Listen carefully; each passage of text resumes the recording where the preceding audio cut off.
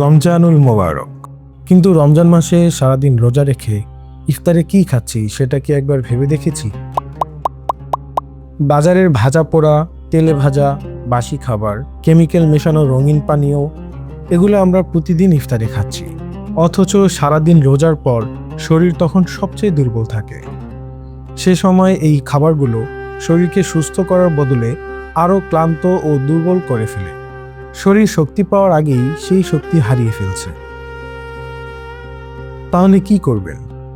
এই রমজানে ইফতারে একটু পরিবর্তন আনুন। বিটরুটের জুস বানিয়ে খান। বিটরুট হলো প্রকৃতির সেরা এনার্জি ড্রিঙ্ক। কোনো কেমিক্যাল নেই এবং কোনো ভেজাল নেই, শুধু আছে সারাদিনের ক্লান্তি দূর করার শক্তি।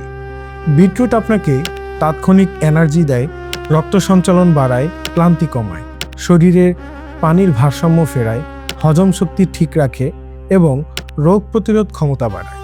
বিটরুটের জুস বানানো একদমই সহজ। 2 চামচ বিটরুট পাউডার পানির সাথে মিশিয়ে নিন, সাথে একটু লেবু এবং মধু মিশিয়ে নিন। ব্যাস, ইফতারের শুরুতেই পান করুন। শরীর নিজেই পার্থক্য টের পাবে। এই রমজানে বাহিরের ভেজাল ছেড়ে ঘরের স্বাস্থ্যকর খাবার বেছে নিন। আপনার পরিবারকেও জানান। একটু সচেতনতাই পারে সবাইকে সুস্থ রাখতে। অর্ডার করতে কল করুন অথবা অর্ডার নাও বাটনে ক্লিক করে এখনই অর্ডার করুন।